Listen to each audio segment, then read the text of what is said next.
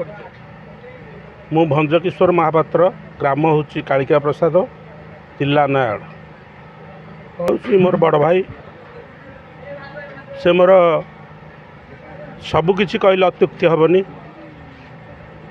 ସେ ମୋତେ ଯଦି ଆଜି ମୁଁ ଲୋକମାନଙ୍କ ପାଖରେ ପରିଚିତ, ତେବେଳେ ସେଇ ପ୍ରଫୁଲ୍ଲ ମହାପାତ୍ରଙ୍କ ଯୋଗୁଁ। ପ୍ରତି କ୍ଷେତ୍ରରେ ପ୍ରତି ମୁହୂର୍ତ୍ତରେ ଭଲ ପାଉଥିବା ମଣିଷଟିଏ ସିଏ। ଜୀବନରେ କେତେବେଳେ କାହା ପାଖରେ ମୃତ୍ୟୁ ଆସିକି ପହଞ୍ଚିବ ତାହା କହିହେବନି। ମୃତ୍ୟୁ ଜୀବନକୁ ପଚାରୁଛି, ମୋତେ ଏତେ କାହିଁକି ଲୋକମାନେ ଖରାପ ଭାବୁଛନ୍ତି, ତୁମକୁ ଏତେ କାହିଁ ଭଲ ପାଉଛନ୍ତି। ଜୀବନ ହସି ହସି ଉତ୍ତର ଦେଉଛି, ତୁମେ ହେଉଛ ଚିରନ୍ତନ ସତ୍ୟ, ମୁଁ ମିଛି ମିଛିକା ଦୁନିଆ। ଚିରନ୍ତନ ସତ୍ୟ ଯେଉଁଟା, ମୃତ୍ୟୁ ଅନିବାର୍ଯ୍ୟ ହେଉଛି ଚିରନ୍ତନ ସତ୍ୟ। ମୃତ୍ୟୁ କଷ୍ଟଦାୟକ, ମୃତ୍ୟୁର ସମୟସୀମା ନଥାଏ, କେତେବେଳେ କାହା ପାଖରେ ପହଞ୍ଚିବ ତା ବି କହି ହୁଏନି। କିନ୍ତୁ ମୃତ୍ୟୁ ଆସିବାର ଗୋଟେ ସମୟ ରହିବାର ଆବଶ୍ୟକତା ଅଛି। ମୋର ଭାଇ ପ୍ରଫୁଲ୍ଲ ମହାପାତ୍ର ବୟସ ବହୁତ ନଥିଲା, ତାଙ୍କୁ ବୟସ 62 ବର୍ଷ ଏବଂ ଜଣେ ସମାଜସେବୀ। ପ୍ରତି ମୁହୂର୍ତ୍ତରେ ଗରିବ ଲୋକମାନଙ୍କର ସଂସ୍ପର୍ଶରେ ସେ ଆସନ୍ତି ଏବଂ କିଭଳି ଭାବରେ ପ୍ରତ୍ୟେକ ଲୋକମାନେ ହସ ଖୁସିରେ ରୁହନ୍ତୁ ଏବଂ ସମସ୍ତଙ୍କର ମୁହଁରେ ହସ ଫୁଟୁ, ସେ ଅହରହ ସଂଗ୍ରାମ କରନ୍ତି। କାଳିକା ପ୍ରସାଦ ପଞ୍ଚାୟତର ଯଦି ଉନ୍ନତି ହୋଇଥାଏ ତେବେ ପ୍ରଫୁଲ୍ଲ ମହାପାତ୍ରଙ୍କ ଯୋଗୁଁ। ଏବଂ ଭାଗବତ ବେହେରାଙ୍କର ସେ ପଟ୍ଟଶିଷ୍ୟ ଥିଲେ। ପ୍ରତି ମୁହୂର୍ତ୍ତରେ ପ୍ରତି କ୍ଷେତ୍ରରେ ଭାଗବତ ବେହେରା ନିଷ୍ପତ୍ତି ନେଲାବେଳେ ତାଙ୍କୁ ହିଁ ମନୋନୀତ କରନ୍ତି ଏବଂ ତାଙ୍କରି ନିଷ୍ପତ୍ତି ନୟାଗଡ଼ରେ କାର୍ଯ୍ୟକାରୀ କରାହୁଏ। ଏବଂ ତାଙ୍କର ଉନ୍ନତ ଚିନ୍ତାଧାରା ଏବଂ ତାଙ୍କର ଯେଉଁ ବନ୍ଧୁତ୍ୱ ଚିନ୍ତାଧାରା, ସମସ୍ତଙ୍କୁ ସଂଗଠିତ କରିବାର ଯେଉଁ ଆଦର୍ଶତା ତାଙ୍କ ପାଖରେ ଅଛି, ଅନ୍ୟ କାହାରି ପାଖରେ ତାହା ମିଳିବନି। ଏତେ ମାନବ ସେବାକାରୀ ସିଏ, ଯାହାର ଯେତେବେଳେ କଷ୍ଟ ପଡ଼େ ଯଦି ତାଙ୍କୁ ଟିକିଏ ଜଣାପଡ଼େ, ସିଏ ନିଜକୁ ନିଜେ ସେଠାରେ ଯାଇକି ପହଞ୍ଚନ୍ତି। ପ୍ରତି କ୍ଷେତ୍ରରେ ପ୍ରତି ମୁହୂର୍ତ୍ତରେ ଗରିବ ଲୋକମାନଙ୍କ ପାଖରେ ଥାନ୍ତି ଏବଂ କିଭଳି ଭାବରେ ଅଞ୍ଚଳର ଉନ୍ନତି ହେବ। ଏବଂ ସେ କାଳିକା ପ୍ରସାଦ ପଞ୍ଚାୟତରୁ ସମିତି ସଭ୍ୟ ଏବଂ ନୟାଗଡ଼ରୁ ଜିଲ୍ଲା ପରିଷଦ ଏବଂ ନୂଆଗାଁରୁ ମଧ୍ୟ ସମିତି ସଭ୍ୟ ଭାବରେ ନିର୍ବାଚିତ ହୋଇଥିଲେ। ଏବଂ ସେ ଏମିତି ଜଣେ ମଣିଷ ପଣିଆର ଲୋକ, ଯିଏକି ଦୂରରୁ ସେ ଦେଖିଲେ ତାଙ୍କ ହସ ଅନ୍ୟମାନଙ୍କୁ ଆନନ୍ଦିତ କରେ।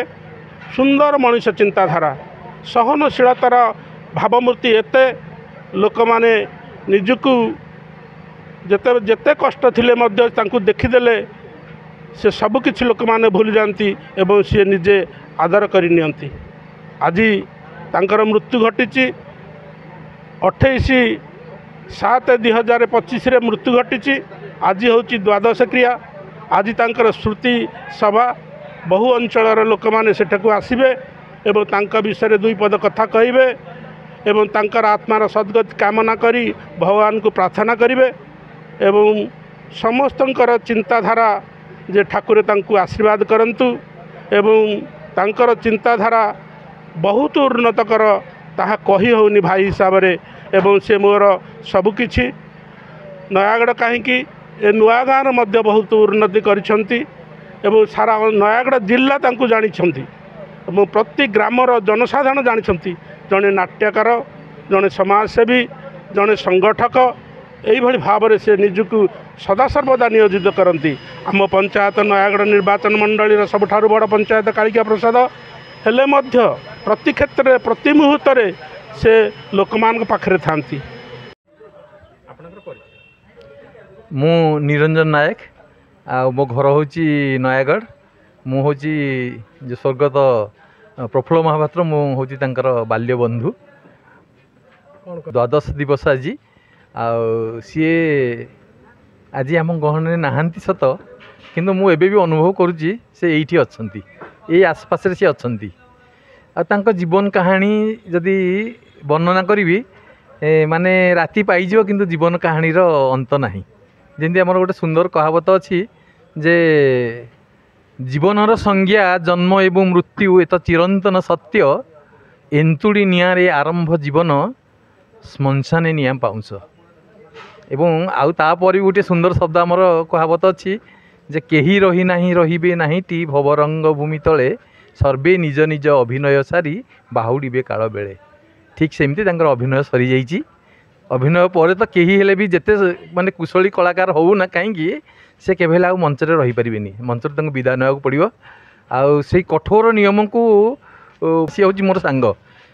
ତା ମାମୁଁ ଘର ହେଉଛି ଆମ ପଡ଼ିଶା ଘର। ତେଣୁ ସେ ମୋର ପିଲାଦିନର ସାଙ୍ଗ। ଆମେ ସାଙ୍ଗ ହେଇକି ଧୂଳି ଖେଳିଛୁ, ବହୁତ ବଦମାଇଶ କାମ କରିଛୁ। ପୋଖରୀ ହୁଡ଼ାରୁ ଗଛରେ ଚଢ଼ିକିରି ପୋଖରୀକୁ ଡେଇଁବାଠୁ ଆରମ୍ଭ କରିକି ପହଁରିବାଠୁ ଆରମ୍ଭ କରିକି ଆମେ ସବୁ କରିଛୁ। ବହୁତ ପିଲାଦିନର ସାଙ୍ଗ ସିଏ ମୋର। ଆଉ ସେ ସବୁ କଥା ଗୁଡ଼ାକ ଅନେକ ରଙ୍ଗମଞ୍ଚରେ ଆମେ ଅଭିନୟ କରିଛୁ ସାଙ୍ଗ ହେଇକିରି। କେତେବେଳେ ବାପ ପୁଅ, କେତେବେଳେ ଭାଇ ଭାଇ, ଆଉ କେତେବେଳେ ଦୁଇ ବନ୍ଧୁ, ଏମିତି ଅନେକ ମାନେ ହିସାବ କଲେ ମାନେ 20ରୁ 25 ମଞ୍ଚରେ ଆମେ ଉଭୟ ସାଙ୍ଗ ହେଇକି ଆମେ ଅଭିନୟ କରୁ। ଆଉ ଅଭିନୟ ଜୀବନ କଥା ତାର କହିବା ତା ବାହୁଲ୍ୟ ହେବ ଯେ ସେ ଏରିଆରେ ତାକୁ ପ୍ରଫୁଲ୍ଲ ମହାପାତ୍ର ଜଣେ ଶ୍ରେଷ୍ଠ କଳାକାର ଏକଥା ସମସ୍ତେ ଜାଣନ୍ତି। ପିଲାରୁ ବୁଢ଼ା ପର୍ଯ୍ୟନ୍ତ ସମସ୍ତେ ତାକୁ ସ୍ୱୀକାର କରନ୍ତି। ଆଉ ପରବର୍ତ୍ତୀ ସମୟରେ ତାର ଗୋଟେ ପରିବର୍ତ୍ତନ ଆସିଲା। ଏଇ କଳାରୁ ହିଁ ସିଏ ଆମର ଯେଉଁ ସ୍ୱର୍ଗତ ଭାଗବତ ବେହେରା ଯିଏକି ଚାଳକୁଡ଼ିଆ ବେଳେ ପ୍ରଥମେ ଛିଡ଼ା ହେଇଥିଲେ, ବରଗଛରେ ଥିଲେ ଏବଂ ପରବର୍ତ୍ତୀ ସମୟରେ ଜନତା ଦଳର ସିଏ ମୁଖିଆ ହେଇକି ଥିଲେ ଏବଂ ନୟାଗଡ଼ର ମନ୍ତ୍ରୀ ହେଇଥିଲେ। ସିଏ ଏଇ ପ୍ରଫୁଲ୍ଲ ମହାପାତ୍ର ହେଉଛନ୍ତି ତାଙ୍କର ଚେଲା। ଚେଲା ଯେଉଁ କୁହନ୍ତି ମାନେ ଯେମିତି ଗୁରୁମାନଙ୍କର ଜଣେ ଜଣେ ଚେଲା ଥାନ୍ତି, ଚେଲା ବିନା ଗୁରୁର କିଛି ମାନେ ନଥାଏ। ଇଏ ପ୍ରଫୁଲ୍ଲ ମହାପାତ୍ର ହେଉଛନ୍ତି ଭାଗବତ ବେହେରାଙ୍କର ଡାହାଣ ହାତ। ପ୍ରଫୁଲ୍ଲ ମହାପାତ୍ରର ବୁଲେଟ୍ ନୟାଗଡ଼ ଛକରେ ଯେତେବେଳେ ଯାଉଥାଏ ରାସ୍ତା ପୁରା ଦୁଲୁକିକି ଯାଇଥାଏ।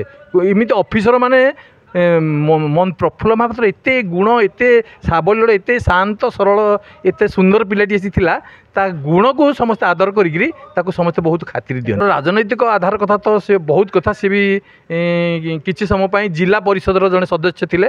ଆଉ ଜିଲ୍ଲା ପରିଷଦର ସଦସ୍ୟ ବେଳେ ସେ ପ୍ରତ୍ୟେକ ଗରିବ ଗୁରୁବା ଲୋକମାନଙ୍କ ପାଇଁ ସେ ତାଙ୍କର ଜୀବନକୁ ପୁରା ବଳିଦାନ ସବୁବେଳେ କରିଥାନ୍ତି। ମାନେ ଏଇଟା ହେଉଛି ତାଙ୍କ ଜୀବନର ସବୁଠୁ ବଡ଼ ବିଶେଷତା। ସିଏ କେତେବେଳେ ହେଲେ ବଡ଼ ବଡ଼ ଧନୀ ଲୋକମାନଙ୍କ ସାଙ୍ଗରେ ବେଶୀ ମିଶନ୍ତିନି। ଯେତେ ଗରିବ ଗୁରୁବା ଲୋକ ସେମାନଙ୍କ ପାଇଁ ତାଙ୍କର ପ୍ରାଣ କାନ୍ଦି ଉଠେ। ଏଇ ଗୋଟିଏ ଶବ୍ଦ କହିବି, ତାଙ୍କର ପ୍ରାଣ କାନ୍ଦି ଉଠେ ସବୁବେଳେ ଗରିବ ଗୁରୁବା ଲୋକମାନଙ୍କର ସେବା କରିବା ପାଇଁ। ଆଉ ସିଏ ତାଙ୍କ ବିଷୟରେ ମୁଁ ଆଉ ଅଧିକା କଥା କିଛି ମୁଁ କହିପାରିବିନି।